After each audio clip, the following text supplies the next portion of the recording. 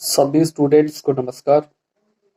और उन सभी स्टूडेंट्स के लिए वीडियो बनाया जा रहा है जो इस साल BA part first, BSc part first और बीकॉम पार्ट फर्स्ट में एडमिशन ले चुके हैं और वो देवनारायण स्कूटी या कालीबाई स्कूटी में फॉर्म लगाना चाहते हैं। तो आज मैं सिर्फ आपको बताऊंगा देवनारायण स्कूटी के बारे में। देवनारायण स्कूटी किसको मिलती है, कितनी परसेंटेज पे मतलब इसके लिए एलिजिबल होता है और इसकी क्या शर्तें हैं, वो मैं डिटेल से आपको बता देता हूँ। इसमें 8 या 9 प्रकार के डॉक्यूमेंट्स अलग-अलग चाहिएंगे, वो आपके पास सभी होने चाहिए कंप्लीट। सबसे पहले तो मैं बता देता हूँ कि एडमिशन प्रक्रिया भी चल रही है और साथ में ही देवनारायण स्कूटी के फॉर्म भी चल रहे हैं। तो अगर आपका फाइनल एडमिशन कॉलेज में हो गया है तो अभी फॉर्म भरिए आप।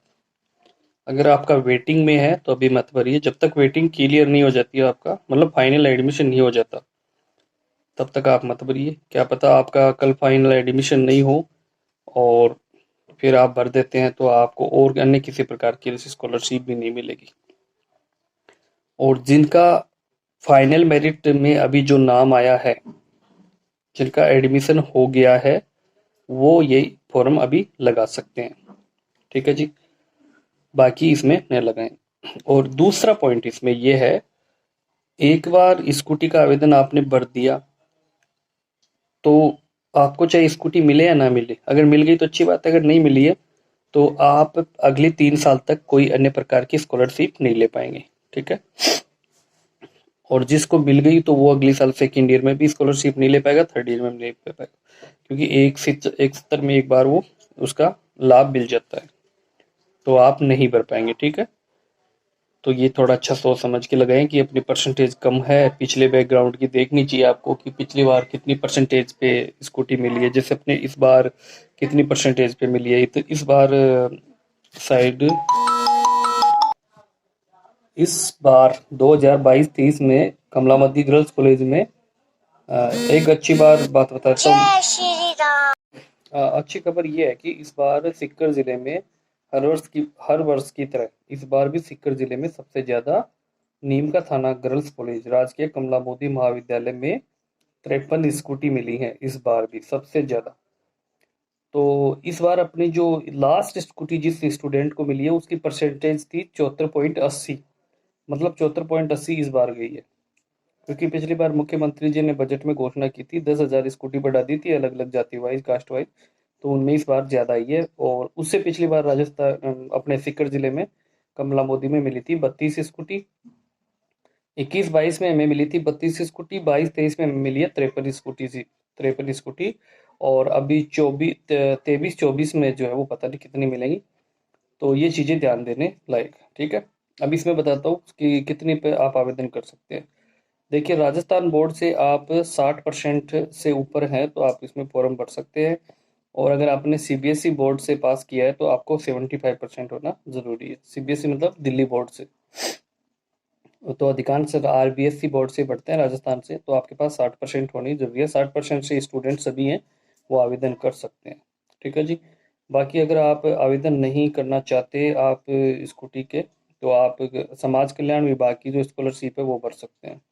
हाँ, एक चीज ध्यान रखना, एक ही स्कॉलरशिप भरेंगे आप, क्योंकि अगर आप दो भरेंगे तो दोनों में आपको नुकसान होगा, ना तो वो मिलेगी ना ये मिलेगी। तो आप एक ही स्कूटी या स्कॉलरशिप भरें, चाहे आप स्कूटी का फॉर्म बोले चाहे स्कॉलरशिप का भरें, एक चीज ही आपको अप्लाई करनी है, दोनों नहीं लगानी है। अब अपन बात कर लेते हैं इसमें मुख्य दस्तावेज कौन कौन से चाहिए। तो देखिए, जिस प्रकार से मैं बताता हूँ अगर आप उस प्रकार से फॉर्म भराएंगे तो आपके न तो ऑब्जेक्शन आएगा गारंटी से, और न आपका फॉर्म पेंडिंग रहेगा, आपका फॉर्म आगे जाएगा। इस बार भी कुछ स्टूडेंट ऐसे हैं जिन्होंने फॉर्म भरा के छोड़ दिए, और वो न तो ऑब्जेक्शन देखते हैं न ऐसे मोबाइल नंबर देते हैं ताकि कॉलेज उनको संपर्क भी करती है तो नॉट रीचेबल आते हैं, विस्थायी रूप से सेवा में नहीं है, फिर उनको समाधान नहीं हो पाता। बहुत से स्टूडेंट ऐसे हैं उनकी जिससे परसेंटेज ज़्यादा होती है लेकिन वो ऑब्जेक्शन नहीं उठाते हैं, तो उनका फॉर्म फिर रह जाता है और उनसे कम वाले स्टूडेंट को स्कूटी मिल जाती है। तो आप इस ध्यान जरूर रखें। आप ऐसे ही फ़ोन नंबर दें, वो बंद नहीं होनी चाहिए भविष्य में कभी, जब तक आप पढ़ते हैं। और ऐसे ही जन आधार से जोड़ के रखिए, जिनसे सरकार कभी भी संपर्क करे तो जन आधार से ही संपर्क करेगी। ठीक है, अब बात करते हैं अपन डॉक्यूमेंट्स की। तो कौन कौन से डॉक्यूमेंट्स चाहिए इसमें? सबसे पहले आपको चाहिए जन आधार। जन आधार में वही नाम होना चाहिए जो आपके मार्कशीट में है, इस चीज का जरूर ध्यान रखें आप। जन आधार में वही नाम होना चाहिए जो आपके मार्कशीट में है। जन आधार में आपकी डेट ऑफ बर्थ वही होनी चाहिए जो मार्कशीट में है। अगर आपके जन आधार में नाम गलत है थोड़ा मोड़ा और मार्कशीट में भी थोड़ी मोड़ी मिस्टेक है तो पहले उसको सही करवा लीजिए। पहले जन आधार अपडेट करवाइए, उसके बाद ही फॉर्म भराना। पहले फॉर्म भराने की जल्दी ना करें। अभी तो पहले महीने में, मतलब इस महीने में एक बार ही डेट आई है, अभी दोबारा डेट आएंगी। अगर डेट चली भी जाती है तो डेट लगभग 3 बार आती है अलग अलग प्रकार से, है ना। तो आप अगर सही फॉर्म भरना चाहते हैं तो मैं वैसे बताता हूँ, वैसे कीजिए। अगर जन आधार में गलत नाम है थोड़ा सा भी तो उसको पहले अपडेट करवाइए। और स्टूडेंट का नाम एक बार ही अपडेट होगा, ध्यान रखें। तो उसका सारा ही डाटा अपडेट करा दीजिए। जैसे आपके कोई स्टूडेंट है तो उसका नाम भी अगर सही नहीं है तो नाम भी सही कराइए, उसकी डेट ऑफ बर्थ नहीं है तो डेट ऑफ बर्थ भी सही कराइए, उसके मोबाइल नंबर भी सही लिखिए, उसके बैंक अकाउंट है तो वो भी लिख दीजिए। ये सब आप डिटेल खुद होने चाहिए। हाँ, और एक चीज़ है, इसमें बैंक अकाउंट भी खुद के स्टूडेंट का ही चाहिएगा, आप ध्यान रखिएगा।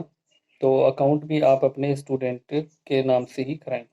तो ये हो गया पहला जन आधार। उसके बाद में इसमें आधार कार्ड। अगर आधार कार्ड में भी नाम में प्रॉब्लम है, कुछ भी है, तो मेरे कहने का मतलब ये है कि जन आधार में, आधार में और डेट मार्कशीट 10वीं और 12वीं, इन चारों कागज में सेम नाम, same date of birth, accurate सही होनी चाहिए, तभी आपका फॉर्म सही सबमिट होगा, सही आगे होगा। नहीं बाद में आगे से ऑब्जेक्शन आते रहेंगे। एक चीज और भी ध्यान रखें कि मार्कशीट में ही जो नाम है वही आपके आधार कार्ड में पिताजी का भी होना चाहिए, सेम टू सेम। तो कोई गलती की गुंजाइश ना करें, चाहे थोड़ा सा लेट 5 दिन रुक के आप अपडेट करवा के करवा लीजिए, लेकिन पहले डॉक्यूमेंट्स क्लियर होने के बाद ही अप्लाई करें। क्योंकि जिन जिन की डॉक्यूमेंट्स में प्रॉब्लम होती है उनको बार बार यूनिवर्सिटी की तरफ, कॉलेज की तरफ से बुलाया जाता है, उनके अपडेट करवाए जाते हैं, कभी शपथ पत्र लगते हैं, कभी क्या लगता है, इसलिए स्टूडेंट परेशानी होते रहेंगे फिर, है ना। ये हो गया एक जनाधार आधार कार्ड हो गया। इसके बाद अपन चलते हैं मूल निवास। आपके पास मूल निवास प्रमाण पत्र होना चाहिए, आपके पास जाति प्रमाण पत्र होना चाहिए। 4 डॉक्यूमेंट्स हो गए। इसके बाद जाति प्रमाण पत्र के बाद में आता है आय प्रमाण पत्र। आपके पिताजी का आय प्रमाण पत्र आपके पास होना चाहिए 2023-24 का। देखिए, जिस भी वकील से आप जाति प्रमाण पत्र बनवाते हैं तो ध्यान रहे कि उससे जब आप नोटरी करवाते हैं तो उस पे सीरियल नंबर और date of birth, date of serial, मतलब जिस दिन आप बनवाते हो उसकी सीरियल और डेट जरूर लिखवाएं। कुछ नोटरी पे, कुछ आय प्रमाण पत्र पे सीरियल नंबर नहीं लिखे जाते, उनको रजिस्टर में नहीं चढ़ाया जाता, लेकिन वो आप चढ़वाएं, उस पे सीरियल नंबर जरूर लिखवाएं जिस भी आप वकील के पास बनवाते हैं, ठीक है जी। और एक चीज का और ध्यान रखिए, आय प्रमाण पत्र में कोई भी कॉलम खाली नहीं होना चाहिए, कोई भी कॉलम खाली नहीं होना चाहिए। जिसमें आधार नंबर मांगे तो आधार नंबर भरिए पिताजी के, और फोटो लिखी है, फोटो है, हाँ ये ध्यान रखें, फोटो जो आप लगाते हो तो उस फोटो को अटेस्टेड जरूर कराएं, किसी भी प्रमाणित कहीं से, चाहे वो नोटरी वाली से भी अटेस्टेड करा सकते हैं आप। उसमें आय प्रमाण पत्र में आप पिताजी का आधार नंबर लिखेंगे, इनकम लिखेंगे, और किस स्रोत से आप कमा रहे हो वो स्रोत लिखेंगे कि ये जितने भी आय प्रमाण पत्र में आप भरते हो तो वो। चलो ये छोटी मोटी बात तो अपना आय प्रमाण पत्र में बाद में कर लेंगे, लेकिन एक चीज का जरूर ध्यान रखें, आय प्रमाण पत्र में आप किसी, जिन 2 लोगों से साइन करवाते हैं राजपत्रित अधिकारी, उन दोनों की मोहर होनी जरूरी है और दोनों के मोबाइल नंबर, ये आप जरूर लिखेंगे, वरना आपके पास ऑब्जेक्शन लग के आएगा कि भाई आपने जिनसे साइन कराए उनके मोबाइल नंबर और उनकी मोहर जरूर लगवाएं। तो किसी ऐसे व्यक्ति से साइन नहीं करवाएं जिसके पास खुद की मोहर ना हो, ठीक है। ये हो गया अपना आय प्रमाण पत्र का टॉपिक। इसके बाद आता है शपथ पत्र। आपको शपथ पत्र बनवाना है कोर्ट से। उस शपथ पत्र में आप स्टूडेंट के नाम से बनवाएंगे तो उसमें ज़्यादा कुछ ना लिखवाएं, ये पॉइंट जरूर लिखवाएं कि भाई यह है कि मेरे द्वारा अन्य किसी योजना में स्कूटी प्राप्त नहीं की जा रही है, ठीक है। ये पॉइंट, जाकि कितने भी सारे पॉइंट आप लिखवा सकते हैं, लेकिन ये पॉइंट जरूर लिखना कि यह है कि मेरे द्वारा अन्य किसी योजना में स्कूटी प्राप्त नहीं की जा रही है, ठीक है। ये पॉइंट जरूर लिखाएं। शपथ पत्र बनवाएं, शपथ पत्र पे डेट जरूर लिखवाएं। और हाँ, आय प्रमाण पत्र, शपथ पत्र 6 महीने से पुराना नहीं चलेगा। जिस दिन आपने बनवाया है उस दिन से 6 महीने पुराना नहीं चलेगा, ध्यान रखें। आपको ऑब्जेक्शन लगेगा, फिर आपके लिख के आएगा ऑब्जेक्शन में कि अपलोड न्यू इनकम सर्टिफिकेट, की नया आय प्रमाण पत्र लगाए, शपथ पत्र लगाए, ठीक है। इसके बाद अपन बात करते हैं आय प्रमाण पत्र, शपथ पत्र हो गया। इसके बाद अपन बात करते हैं ओरिजिनल 12वीं की मार्कशीट। आपके पास ओरिजिनल 12वीं की मार्कशीट होनी चाहिए फॉर्म भरने से पहले हाथ में। वैसे ऑटोमेटिक वेरीफाइड है लेकिन फिर भी चाहिएगी रोल नंबर के लिए, ठीक है। इसके बाद अपन बात करते हैं एक आय प्रमाण पत्र, शपथ पत्र, मूल निवास 3 और 12वीं मार्कशीट 4। उसके बाद 5 नंबर अध्ययनरत प्रमाण पत्र। अध्ययनरत प्रमाण पत्र का मतलब है कि जिस कॉलेज में आप पढ़ते हैं, जहाँ कॉलेज में आपका एडमिशन हो गया है, वहां से आपको अध्ययनरत प्रमाण पत्र बनवाना है। उस कॉलेज में बनेगा। प्रिंसिपल के नाम एक एप्लीकेशन लिख देंगे आप, जिसमें क्या लिखेंगे कि सेवा में श्रीमान प्राचार्य महोदय, राजकीय कमला मोदी महाविद्यालय निम का थाना सीकर, जो आपकी कॉलेज है उसका नाम लिखेंगे। विषय अध्ययनरत प्रमाण पत्र आचार्य बाबत, और फिर लिखेंगे उपरोक्त विषय में निवेदन है कि, अपना नाम लिखेंगे। मैं आपकी क्लास की महाविद्यालय की बीए पाठ प्रथम की नियमित छात्र हूँ। मैंने श्री देवनारायण स्कूटी में आवेदन किया है, जिसके लिए मुझे अध्ययनरत प्रमाण पत्र की आवश्यकता है। अध्ययनरत प्रमाण पत्र की आवश्यकता है, कृपया देने की कहता आपसे निवेदन है कि मुझे अध्ययनरत प्रमाण पत्र देने की आवश्यकता कृपया करें। और ये कॉलेज मेरी कॉलेज के मैं बताता हूँ, कॉलेज के 26 नंबर में बनेगा।